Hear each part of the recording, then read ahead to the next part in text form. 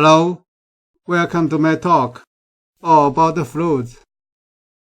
This talk is on the mathematical tools for turbulence modeling, aiming to provide the useful tools as well as some tricks in the mathematics of the turbulence modeling. Turbulence modeling is a very complicated topic, mathematically involving many partial differential equations and expressions. Navier-Stokes equation, Reynolds averaged Navier-Stokes equation, Reynolds stress tensor, turbulent transport equation, and etc. The conventional mathematical formulas for this partial differential equation would be very complicated and difficult to understand in many cases if all the vectors and the tensors are expressed in the conventional form. The partial differentiations of the physical parameters, including scalars, vectors, and tensors, with regard to the special variables, for instance, on the nabla operator, can be made in different mathematical manipulations: normal product, inner product, cross product, and outer product. Therefore, it is needed for a unified form for all these mathematical manipulations. A solution to the above problem is the Einstein summation convention, or Einstein notation. Einstein summation convention was first proposed by Einstein in 1916 in his paper, The Foundation of the General Theory of Relativity. And ever since, the notation has been widely accepted and applied in physics, including fluid dynamics. Most of the turbulence models have been written in Einstein notation because it gives the simplest mathematical expression for the turbulent transport equations.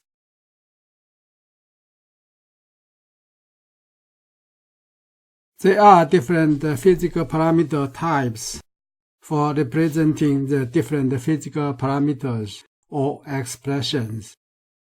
For instance, scalars, which may be the simplest parameters we are using daily, are the physical parameters that are purely described by their magnitudes. This includes the physical parameters for the SI base unit, mass, length, time, temperature, amount of substance, electrical current, luminous intensity. The first 5 of the base unit may be used in fluid dynamics.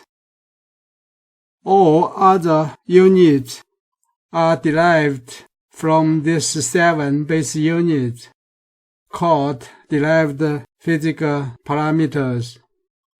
For instance, density, volume, pressure, viscosity, etc. There are also other derived groups of scalars, named the non-dimensional parameters, including the famous Reynolds number, Mach number, fluid number, etc. Mathematically, scalars have a dimension of 1 times 1, that is, 1 times 1 matrix. For instance, the fluid density is such scalar, defined as the mass derivation with regard to volume. Vectors are the physical parameters which are described with both magnitude and direction, including force, moment, momentum, displacement, velocity, acceleration, normal vector, vector differential operator, that is, nabla, etc. Mathematically, a vector has a dimension of 3 times 1, so the vector velocity can be written in this 3 times 1 matrix. Here, u, v, and w are the velocity component along x, y, and z axis respectively. In real world, we can understand the vectors easily. For instance, when we move a weight, we know how to apply the force, the magnitude, and the direction of the applied force, so we can move the weight. Tensors are the array of the parameters, expressions, or functions that characterize the same physical properties of a system. For example, strain rate tensor, viscous shear stress tensor, total fluid stress tensor, outer product of double velocity, and higher order tensors.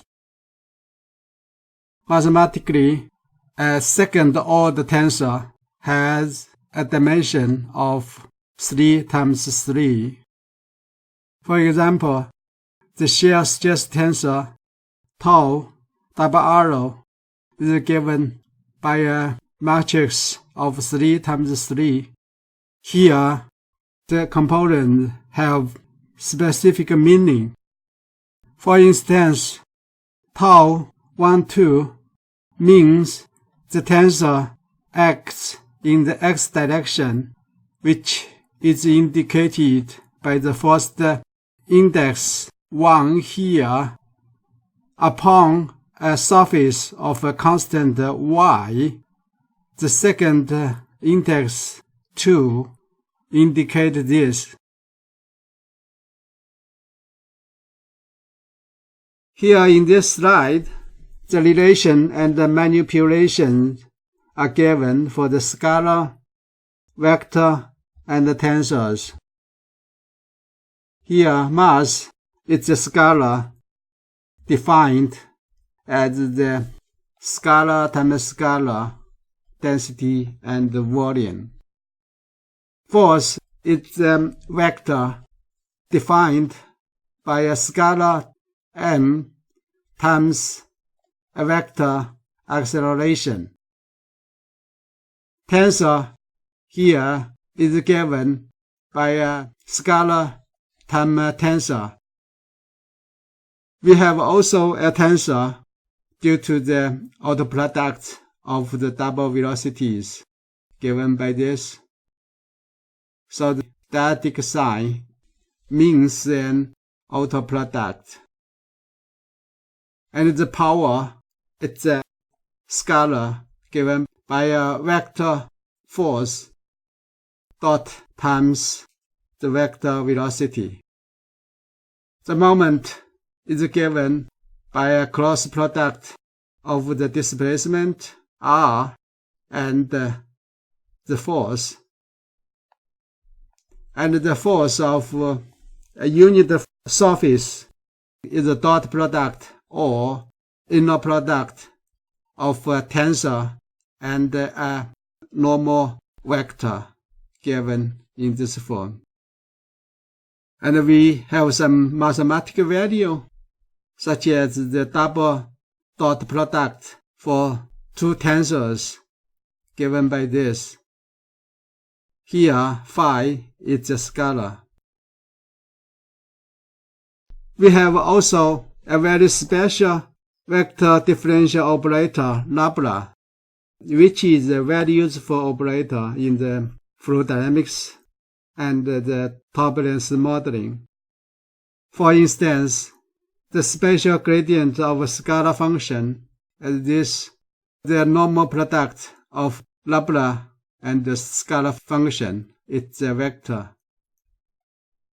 And the divergence of the velocity is given by Laplace dot the velocity vector. For an incompressible flow, the divergence of the velocity would be 0. And the core of the velocity given by this Laplace cross-timing the velocity vector. We can also have the force of unit volume is a dot product of Laplace and their tensor. So we may have the mathematical tensor, the outer product given by Laplace outer times the velocity. In principle, all physical parameters can be expressed as scalar-like parameters with the different index or indices representing the different type of the physical parameters. For instance, scalar is given without the index, and the vector is given with a single index, and the tensor with double or more indices. So in such a way that all physical parameters or expressions can be written in a unified form. For instance, the scalar given by this, just a symbol with no subscript, and the vector, the velocity, is given by a symbol with an index I. Here I equals 2, 1, 2, and 3. So we have the second order tensor, for instance, the double velocity. So we have this ui and uj. Here I equals 1, 2, 3, and this same for j equals 2, 1, 2, and 3. And the stress tensor tau double arrow given by tau ij. So the second tensor is with double subscript. In the turbulence modeling, we may do some higher order tensor. For instance, the triple velocities given by this in vector form. And if we use the index notation, we have ui, uj, and uk. Here, I, j, and k equal to 1, 2, and 3. So the third order tensor is with 3 subscripts I, j, k here. So as such, all physical parameters can be treated as scalars, and we can simply take the variables and its subscript as a whole, and it can be regarded as a different scalar if either the variable or the subscript is different. And all mathematical manipulations and rules on a scalar can be applicable to all these in-text parameters. An additional rule in the mathematical manipulation for all these in-text parameters is the Einstein summation convention. We will see this in the next slide.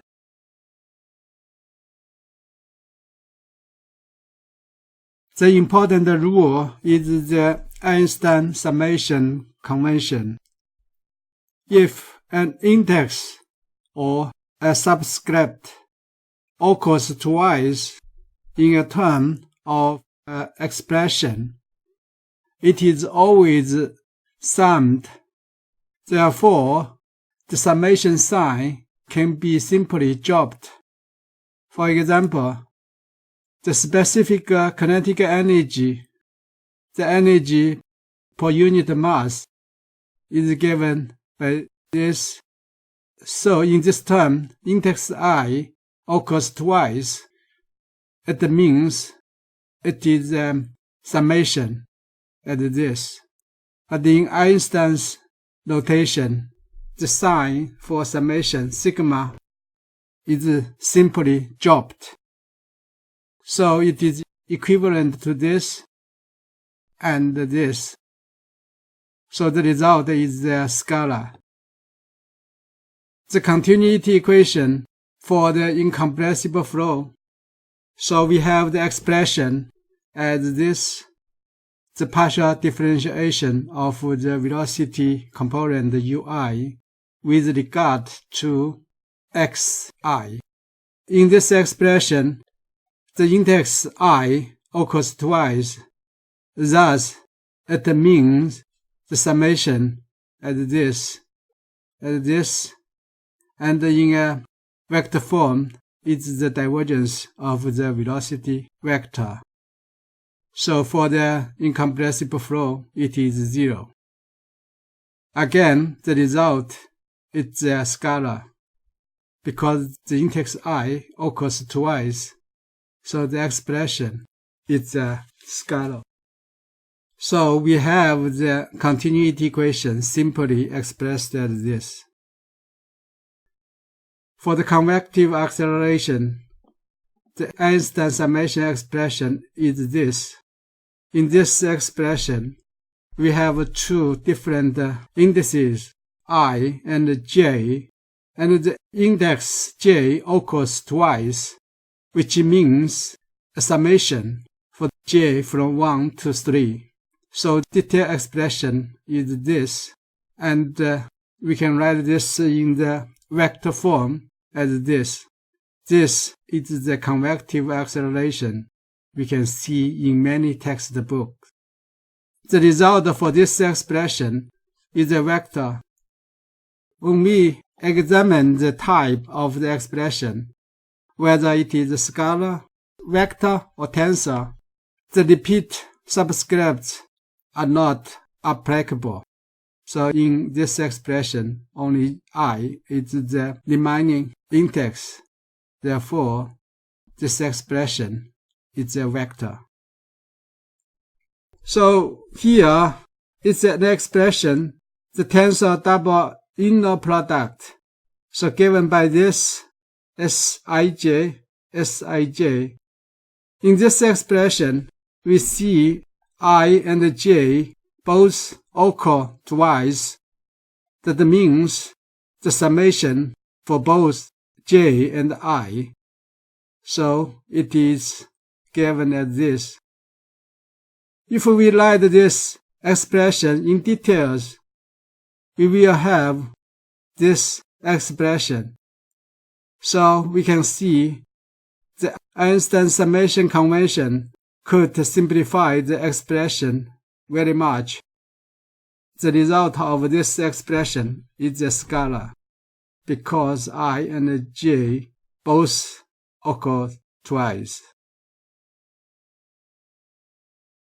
In this slide, an example will show the Einstein notation for the divergence of the specific Reynolds-Stress tensor. The formula is this. The left-hand side is the tensor form for the divergence of the tensor, and the right-hand side is the Einstein summation convention. For the direct method, the divergence of the tensor can be written as this, and if we use the definition of the Reynolds-Stress tensor, we have the formula as this. So write it in detail, it would be something like this, and we can calculate the derivations of the specific Reynolds-Stress tensor. So we have the expression as this. Take this ui prime out, we have the expression as this. If we use the conventional summation we have the expression as this. And we can do this derivations within the summation sigma. So we have this, and we can write these terms as this. So if we compare these two, we can see the first term here and the first term this are same, and the second term are same. If we write this in Einstein notation, like this, by dropping the summation sign, so we have this, and this derivation of this Leonard stress tensor component. We have this and this, and we can compare these terms in the cycles. For the incompressible flows, all these terms are zero. So these two terms would have an expression as this. And in the conventional summation, it has the expression as this. And here we have the term as this. This is actually the Einstein notation of this term. So we can see all this method give the same result, but in Einstein notation, the expression is the simplest. The basic rule for the Einstein notation is that the vector and the tensor can be expressed in a simple form as those scalars. Thus, the different manipulations of the scalar, vector, and tensor can be carried out like a scalar. For instance, the index parameter will keep the same type if the derivation is with regard to a scalar, for instance, time. So the density no, a scalar, is a derivation with regard to time, is scalar. And the velocity ui, the vector, its derivation with regard to time t, it's vector 2. And tau ij is a tensor.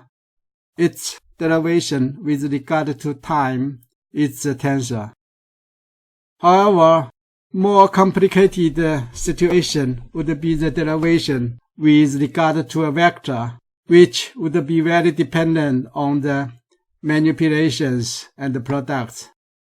For instance, the density, a scalar, its derivation with regard to a vector xi is a vector given as this, the nabla density rho.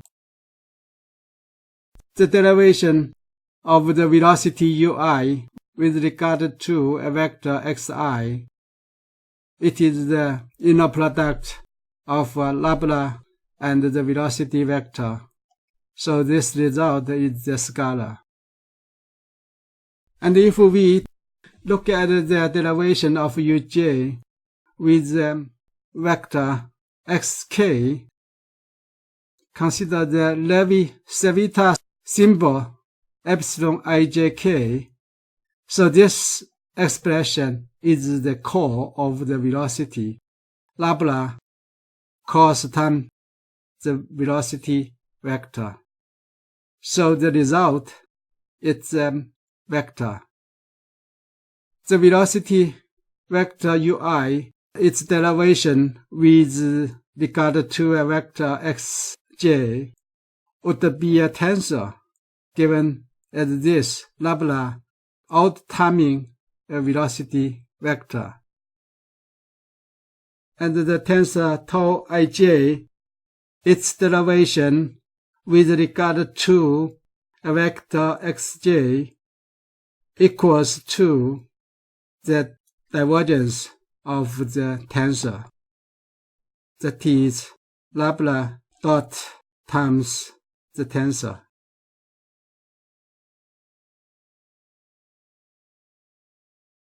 In this slide, we will look at some tricks for the incompressible flows. For turbulent flows, the velocity can be written as the mean velocity plus the fluctuating velocity, or simply expressed as this form. Here, capital U is the averaged velocity. U prime is the fluctuating velocity. The continuity equation in Einstein summation notation is given as this. So we substitute the expression of this into the continuity equation. We have the expression as this.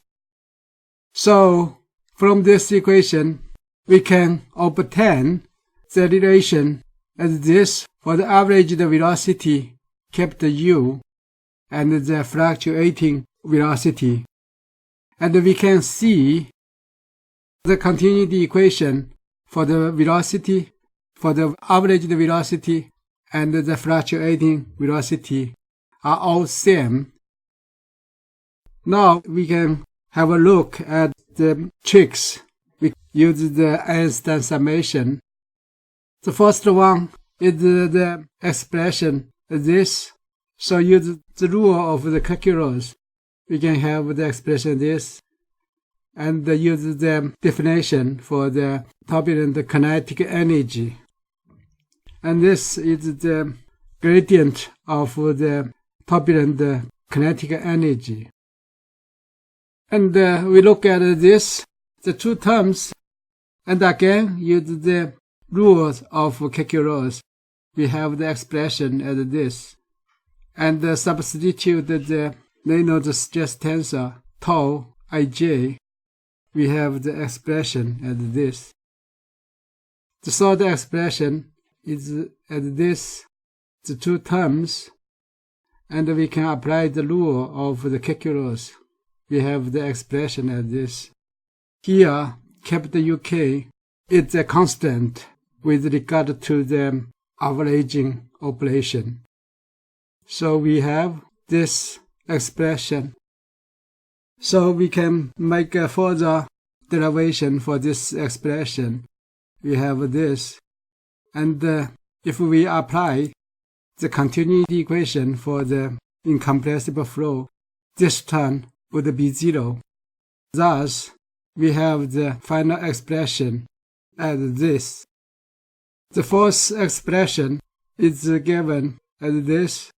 So we can use the same rule, get the expression as this, and the turbulent kinetic energy K is this. And we can further write this term into this. And again, we can see this term is 0 for the incompressible flow. So we have the final expression as this.